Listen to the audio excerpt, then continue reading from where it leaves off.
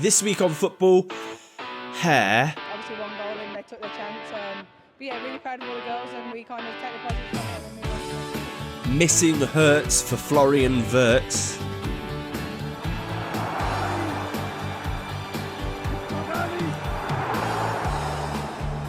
Squirrel joins in as Norwich go nuts.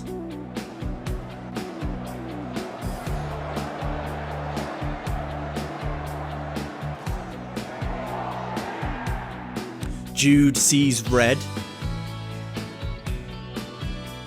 And Anthony is beginning to prove everybody wrong, except me.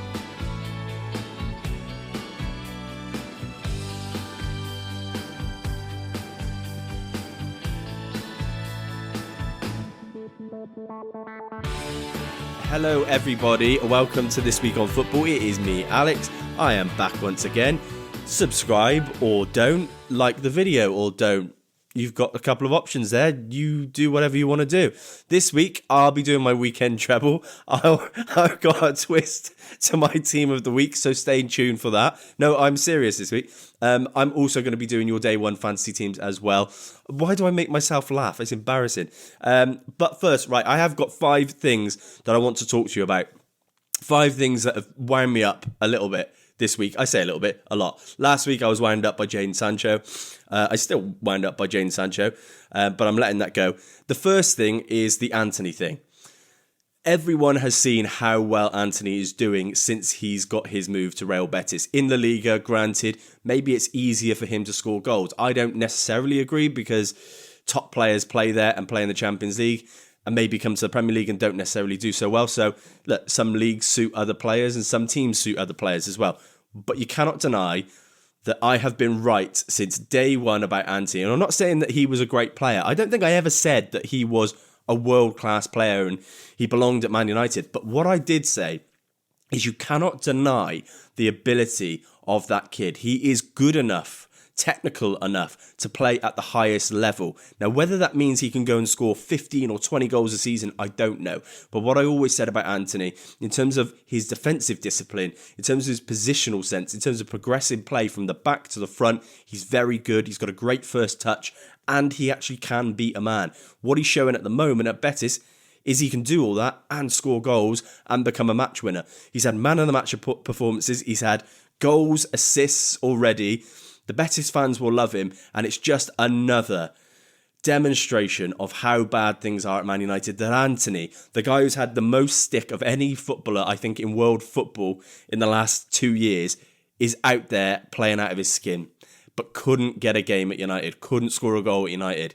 But the point I'm bringing up and why I'm mad is I've had so much abuse. I've had so many hateful comments on videos. I've had it in the group chats. I've had it from friends. I've had it from colleagues at work for defending Anthony. I will not hear a peep out of them every time he scores, and I'm sick of it.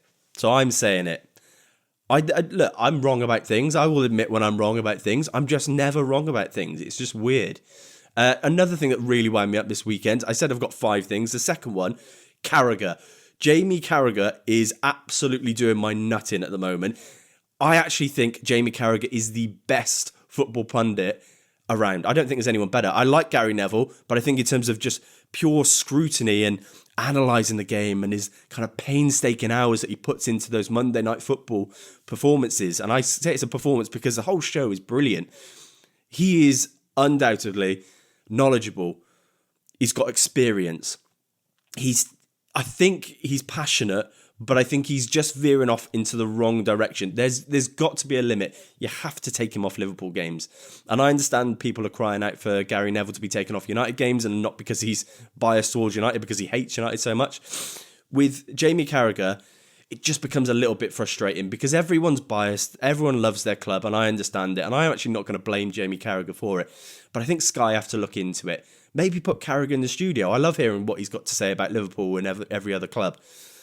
But on the commentary, you've got to remember Sky have to understand that, yes, Liverpool fans are tuning in, and probably the majority of people, when a Liverpool game is on, are Liverpool fans. But there's another team, and there's another team who don't want to hear someone who used to be, is a legend of the club. You want to hear some balance analysis, and I think Jamie Carragher struggles with that.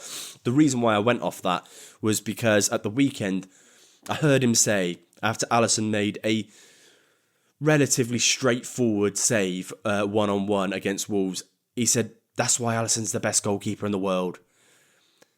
I mean, all right, fine, you want that one, fine. But then he'll say Mo Salah is the best right winger in the world. Okay, fine, yeah. But then he'll say Mo Salah is the best player in the world. And then he'll say Virgil van Dijk's the best centre-half that's ever lived, which I don't agree with. And he's actually put it to bed. He said, well, no, it's not even a debate. He is the best centre-half that's ever lived. Then he's going to say Trent is the best right-back that's ever played in the Premier League. Like, but then why aren't Liverpool winning everything? Why haven't Liverpool won every Premier League title since these players have been in there? Why have they only won one? Answer me that. If they are all that good, then why don't their titles back it up? Why can't they see a Premier League season through more than once if they're that good? Because they don't really get injuries, and they've all pretty much, I mean, Alisson aside, he's here and there, but I don't know.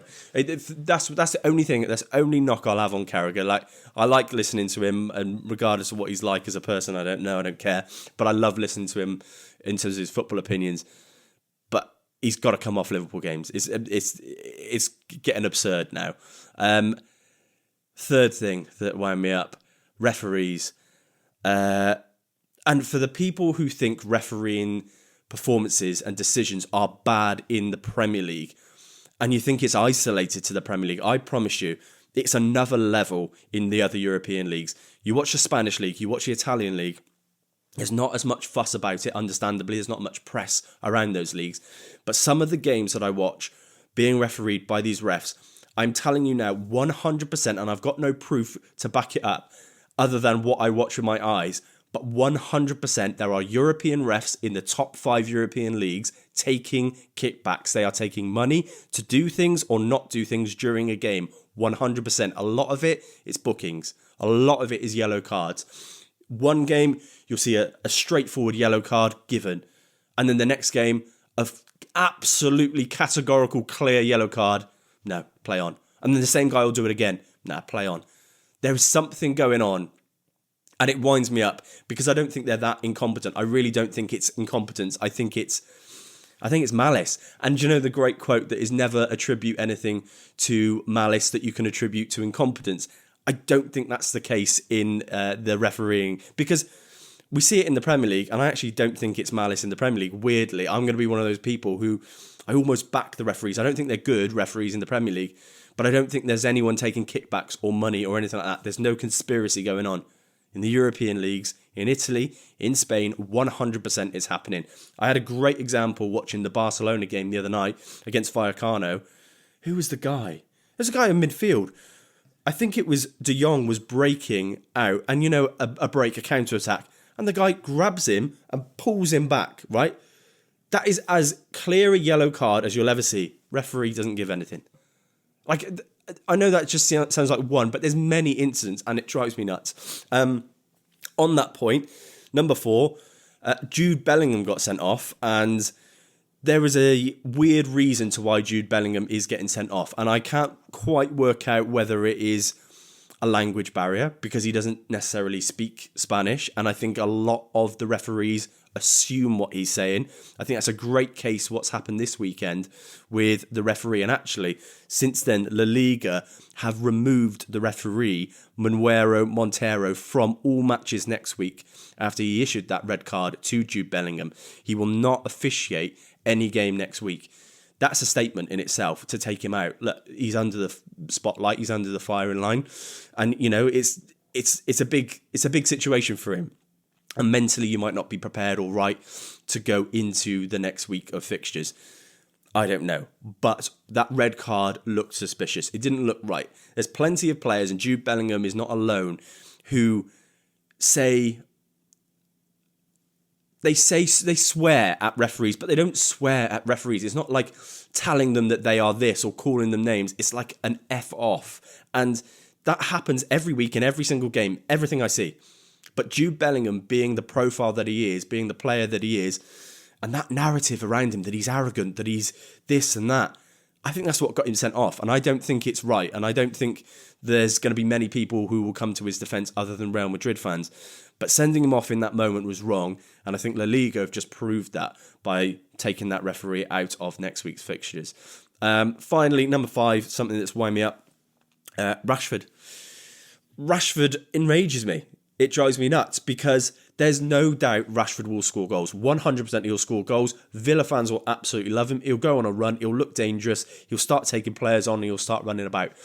The bottom line is he didn't do it at Man United, and his standards dropped below the standards that are currently at Man United. And that's the biggest thing. You've all seen how low those standards have been for Man United this season, and he dropped below that. And it's not because he can't play to a certain level. It's because he refused. I watched him challenge for balls, winning duels in the air, running about, closing down players. That's not an ability issue. That's application. And for me, and other United fans, and other just football fans, you got to see that and be pretty pissed off, because that's outrageous that you're not going to run and you're not going to challenge, but then you get a chance at another club and then you're going to start doing it. Not right. But I have no doubt Marcus Rashford, being a world-class talent, he has world-class talent. There's no denying that. You can say whatever you want. You can argue with me whatever you want, whether he's performed at that level, but he has world-class talent. And every player who plays against him or plays with him says exactly that he is a world-class player. It's just he needs the right stage to show it. And he needs to mentally be in the right frame of mind. And I actually would argue that you're not a world-class player until you have that mentality that you can perform on the big stage and be consistent. He's got the talent. He needs to apply himself. But the rest of the season is going to be a killer for us United fans, because we're going to see him scoring goals every week. I'm telling you now. But yeah, that wound me up, and that was great. And it's good to get that off my chest. Thanks for coming along with me, guys. Team of the week is not Team of the Week this week. I have got a team that could have been. That's all the players that were tipped to be the next big thing that, for me, I thought had that talent, but I was let down, and ultimately they didn't achieve what they were set out to achieve. So it's a little bit different this week. I didn't watch loads of football. I've got to be honest, I've been all over the place. So you might be able to tell that I'm ill and I'm stuffy and I can't breathe and I sound probably more annoying than I normally do. I apologise. But I've been all over the place this weekend. So watching football has been really difficult for me. So I thought I'm not going to be able to bring you a proper 11 of players that I've watched and give you my actual opinion. So I'm going to go back in time and talk about the players that could have been. In goal, Kasper Schmeichel. And it's actually, this is a compliment to Kasper Schmeichel, because I think Kasper Schmeichel could have played for the biggest, very biggest clubs in the world, and he didn't. He won a Premier League title in one of the most amazing seasons that I've ever seen. And he's obviously played Champions League football, won an FA Cup with Leicester, didn't he? I'm pretty sure he was still there at the time. Either way, he's won stuff, and he deserved to have won stuff, because his dad, his legacy, it's difficult. It's not easy being a Schmeichel and being a goalkeeper. I think he lived up almost to the reputation, but the thing missing was going to that giant club and winning massive trophies with them. And I think he could have done that. And that's why I respect it. I actually respect it. I respect that he stayed at Leicester for so long. I actually rate it. So fair play to him. But I think he was a world-class goalkeeper in a very difficult situation in terms of moving, because actually Leicester were very good at the time. Leicester were pushing for European places, and there was a lot of times, a lot of seasons where it made sense to stay at Leicester, but I think there was a big club in there, and I think he missed it. Right back, Hector Bellerin. Hector Bellerin was going to be everything, and it's one of those things when you watch a player come through on FIFA and you see their pace and you start getting excited about them, because they're always the first pick in your team, no matter how bad they are. He could have been a silver player, and I think he was at once a silver player, but his pace was like 96 or 97 or something like that. Hector Bellerin actually had all the attributes to be a top right back. Don't get me wrong, he was very good, and he's still playing now. You know, he's not even that old. I think he's in his 20s still.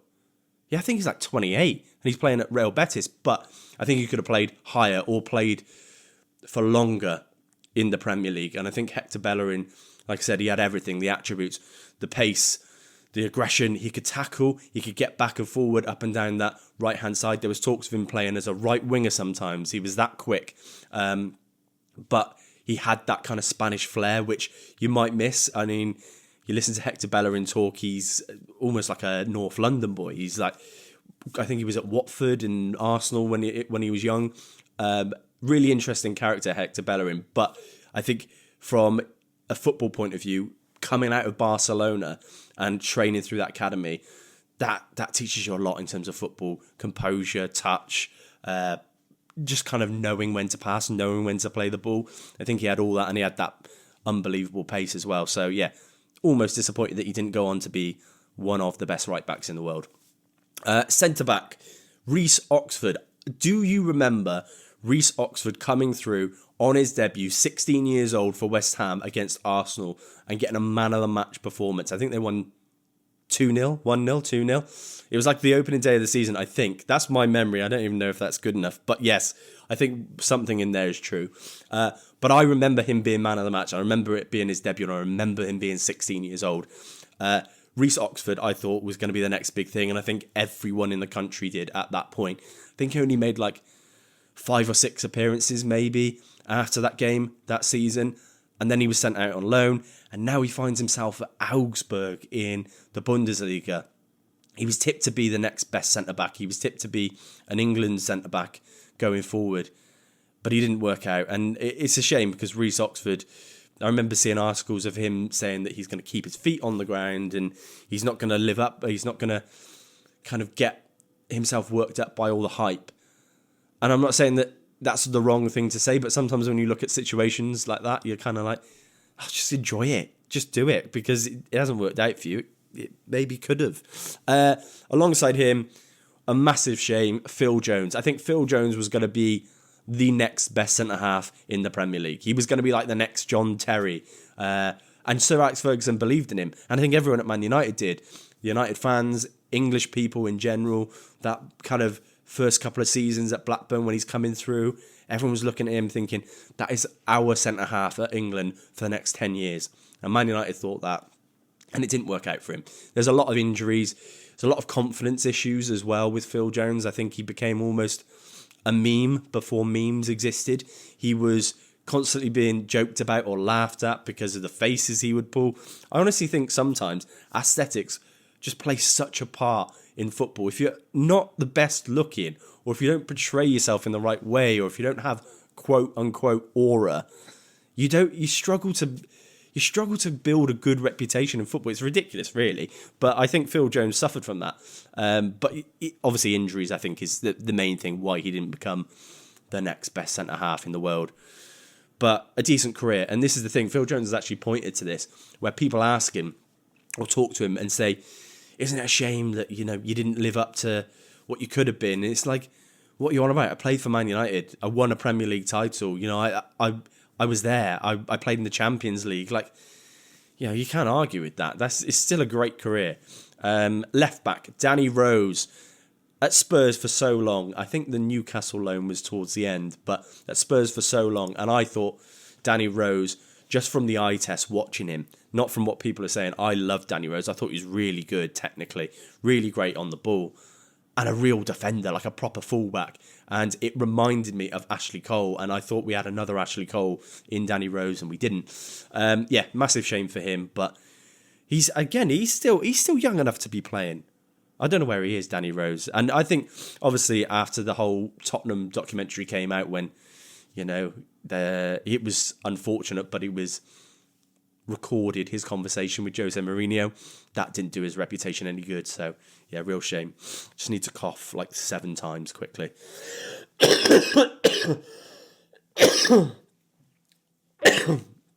Count them. I think that was actually 7, which is weird. Anyway, football. Sorry. Centre midfield, Ravel Morrison. Ravel Morrison was talked about as the most gifted footballer coming through Manchester United by the great Sir Alex Ferguson, and it didn't work out. Whether it was off the field, whether it was on the field, whether it was just in terms of his head and his mentality, I don't know. It sounds like it was a kind of combination of everything. But in terms of raw ability, when you watch Ravel Morrison, there was a couple of glimpses when he first came through, and then when he got his chance at West Ham, there was a couple of just there was one solo goal which was just outrageous, absolutely ridiculous. And it's one of those goals where you look at a player and think, that guy is too good for this game. But it's consistency. And this is where the best players step up. The reason why we talk about the likes of Mo Salah rather than we talk about the likes of Ravel Morrison is because it's consistent. You know, those lovely little touches, those intricate passes, those solo goals. If you're not putting it in the back of the net every week, unfortunately, you're just never going to be a great player. Ravel Morrison, I think, again, even last year, he was playing for the Jamaican national side. He's in America, perhaps at DC United, I think. There's no chance that he's coming back now, but Ravel Morrison, for the glimpses that I saw, I thought he was going to be everything. Alongside him, Oscar. I think Oscar, the reason I'm putting him in here is because at 25 years old, he was in his prime. He was one of the best players in the league. He was in a Chelsea side that was winning things. And he decided to get up and go to China. And I don't blame him, because maybe there was a money thing, an issue that maybe he thought, I can look after my family. Maybe he came from a poor part of Brazil and didn't have money and wanted to look after them. But his career nosedived because, yes, you can put in performances in China, but nobody's taken any notice of you if you're not in the top 5 leagues. And actually, if you're not in the Premier League or La Liga, really, you start to fall off a cliff straight away. And that's a shame, because I think there are some great things to be said about, you know, the German league and the Italian league. But yeah, in China, you ain't got a chance. Oscar's still young, but he's actually only 33 now, so he's still got a little bit in him. But to move at 25 is just disappointing. And I wonder, you know, when we look at things like this, am I going to be saying the same thing in 10 years' time about John Duran moving to Saudi Arabia? You hope that maybe they move out for 2 years, 3 years, and then they come and play the bulk of their career, their prime, in a league where everyone can see them. Central midfield, alongside him, and finishing off that midfield, Dele Alli. Dele Alli, in 2016, 2017, as a 20-year-old midfielder, really, scoring and assisting in total 22 goals and 8 assists, is absolutely outrageous. It's unheard of. And, you know, Dele Alli, I don't know if it's going to come back. I don't know. And I hope it does. But Dele Alli was never a fitness thing. It was never an injury thing. It was always a mental thing. And he showed that he could do it, but maybe he didn't have the application. And then he did that really heartbreaking interview with Gary Neville when he talked about his childhood and the things that he went through. And I won't go through all of those, but if you haven't seen it, there's a great interview between Gary Neville and Dele Alli. But you know, you start to paint a picture and you understand why a player, you know, it's their job. It's their job, but they're people. They're human beings. It's something that I'm really trying to talk about more and more of late, that these are people. They're not just FIFA cards. They're not just disposable or something that you can purchase when they're good. You can't pick them up and drop them. They are people. They're going to go through really hard times, and that's going to impact them. And it's going to impact their career just like it would impact your career if something terrible would happen to you. So you've got to give these people a bit of leeway. Dele Alli, I'm hoping something comes back. But for that 2 or 3 seasons, I don't think I've ever seen anything like it. Between him and Kane, that partnership was unreal. And Dele Alli, yeah, the goals, making those late runs into the box, arriving, could finish. I mean, what a player, could finish like a striker, but could play in midfield, could hold the ball up. He was almost like a number 9 and a number 10, but he could play on the wing, he could play out wide, he could play centrally, he could tackle, he was aggressive. He had absolutely everything, Dele Alli, and I loved watching him play, even for, you know, maybe the 4 or 5 seasons that we really got out of him that were in his prime or at his best. He was a magical player to watch, and yeah, even if he retires now, I think everyone's going to have really fond memories of him as a player and his story as well. Right wing, Alex Oxlade-Chamberlain. I thought Alex Oxlade-Chamberlain was the business, the next big thing. And I do think he's had a decent career. Like, he's played for Arsenal, he's played for Liverpool. I just think with Oxlade-Chamberlain, obviously, it's injuries. And it's a real shame, because I didn't really want to put anyone on here that had loads of injuries, because there's an obvious reason why they don't fulfill their potential. But with Alex Oxlade-Chamberlain, I always felt like there was so much more. He could play in so many positions, and he was so talented. I think, was it the Brazil game that he scored against Brazil for England? You know, that's not a small feat. That's massive. And I just think he's such a talented player. And like I said, he could play in so many positions. For a player who can play on the wing and came through on the wing, you got to have such football intelligence to then be able to play centrally and play in midfield in the most intense leagues imaginable. And that is a massive compliment to him, that he could switch positions like that and play in central positions and do it at the highest level for Liverpool and for England as well. Obviously, played out wide for England a lot more. But yeah, real shame that his injuries really cost him a proper consistent season. Left wing, maybe my favourite player on here, Adel Taarabt. Anyone who's not old enough to have watched Adel Taarabt or to have appreciated him, I promise you, go and watch his goal against Fulham. The goal against Fulham is so unique. It's so uniquely Adel Taarabt that I've never seen a goal like it since. And it's because it's arrogant. It's just so confident and arrogant. And it's like the game was too easy for him. It's like it was too easy and he thought, I'm just going to pop that in the corner. The pace the ball goes in is slow, but it's just like outside of the boot. He does like a little trivela, does a little foot roll over. He loved the foot roll over, loved doing a little one over. But one of the most skillful players I've ever seen. One of the most talented players on a pitch I have ever seen in my life. And I actually think we got some good seasons out of Adel Taarabt. The one in the Championship for QPR should go down in Championship history as one of, if not the best Championship season any player's ever had. Because Adel Taarabt, sometimes in the Premier League, was playing way below his actual level. And he went and played in the Championship, and it was like, well, it was like a circus. Yeah, I mean, he was taking the ball past players like they weren't there, but he was embarrassing players. You can see the look on some of their faces after they got beat by him. It was an inevitability when he got the ball and he faced you up. He was going to make you look stupid. And I always think with Adel Taarabt and other players like this, and Jamie Carragher's actually talked about this, there's something about a player that's special when you're going into a game and you're not worrying about them scoring, but you're worrying about the fact that they might make you look stupid. And he's one of those players. He's definitely one of those players that, you know, he can make anyone look stupid on his day. And like I said, that goal against Fulham is it's something else. And it's so subtle and it's so basic, but I just love it. It's pure football, and it's unique to him. Finishing that team off, striker Mario Balotelli. I almost put Anthony Martial in here, but I didn't want to do many United players, but because there's probably loads who haven't fulfilled their potential, actually. But Mario Balotelli, Milan, Inter and City, had 3 great seasons. 4, actually, because at Nice he was very good. He had 4 great seasons where he scored goals and he looked consistent and he looked dangerous. I don't know whether he was the most... I don't think he was ever the most pleasant player to watch, but he was a character and he was a personality and he could win you a game and he could turn up in a big moment and it didn't faze him. You know, it felt like he could be an X factor in any game that he's in, no matter the stakes, the intensity, the occasion. I feel like Mario Balotelli, when he's on it,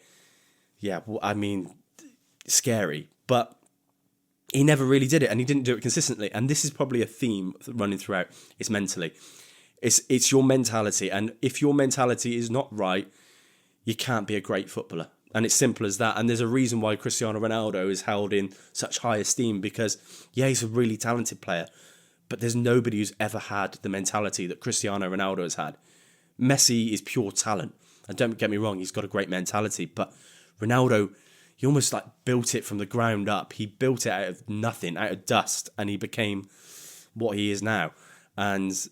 But you've got to remember that. And again, these people are people, they're human beings, they suffer from things and they benefit from things. And you got to be a great coach to kind of coach that great mentality, or to be around these players. And maybe these players didn't have the greatest coaches or have the best support system. A lot of it will come down to family and friends and influences. But some of these players on that list are some of the most talented players I've ever seen. And it is a shame that some of them didn't go on to be the best players in the world. But, that I think that is even more a compliment to the best players in the world, the people who have got there, that they had the talent, but also had the mentality to achieve it. Right, talking of wonder kids who never made it, Freddie Adu. Does anyone remember Freddie Adu? And if you do, he's probably, I think it was was it a Football Manager thing? When he was coming through, he was like 16 when he was coming through, and he was like touted to be the next big thing. They've got another one, and by they, I mean the American national team. USA are on the verge of another Freddie Adu, and I bet they're hoping that it doesn't go the way that the last one did. Freddie Adu was so hyped up that it almost became unbearable for him. It didn't work out for him, and it's like the players on that list there. But there's a new guy. They're calling him the American Haaland. No pressure. Has anybody heard of Chase Adams? Not Che Adams for you Torino fans or Scottish fans. Chase Adams. Born in 2008, which is ridiculous to even think about. 16 years old. Scored 10 goals in a game for the United States under-17s. 10 goals in a game. 10 league goals in 22 games last season as well. Proper men's football. That's professional football. That's for Columbus Crew. That's their second side, their reserve side. He has said that he models his game off Erling Haaland and Wayne Rooney. He's also said that he wants to build up play. He wants to get involved. He wants to create goals and assist goals. But clearly he can score them as well. He's making moves, and he's making moves this season and potentially the season coming up. Now, the MLS new season, I think we're a couple of days away from it starting. And Columbus Crew, if they chuck this guy in, by the end of this season coming up, we might be talking about the next big thing. Chase Adams, listen out for him. He's yet to make his debut for Columbus Crew, and hopefully that comes this year. His contract is actually up at the end of 2025, so it'll be interesting to see what happens there. Nick Scripp, his head coach, said Chase is a player I've seen grow through his time at the youth level into his freshman year at Naperville Central. Don't know which one it is, Naperville or Naperville. You tell me. I'm going to go Naperville. To see him have such a great season and it leads to a state championship is remarkable. He won the Gatorade Player of the Year in 2024, whatever that means. He's 6 foot tall already at 16 years old, so he's going to be a monster. They're calling him, like I said, the American Haaland.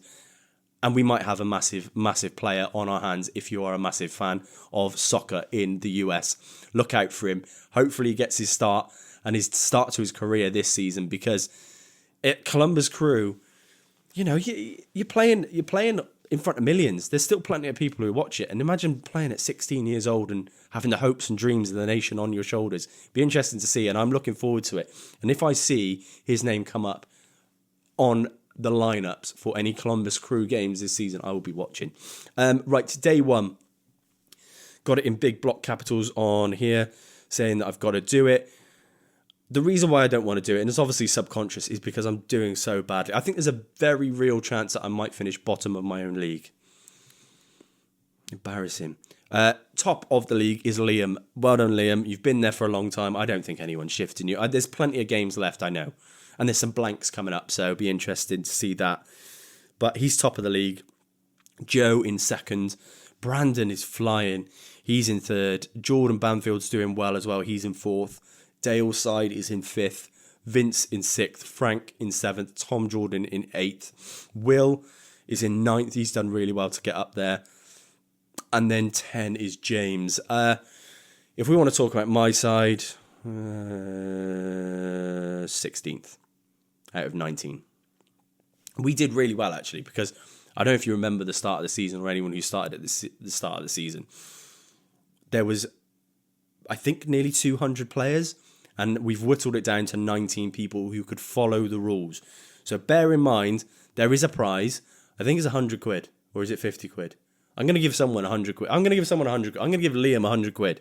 I'm going to give whoever is top £100 this season, and I will do the same again, maybe some more as well, if you want to play.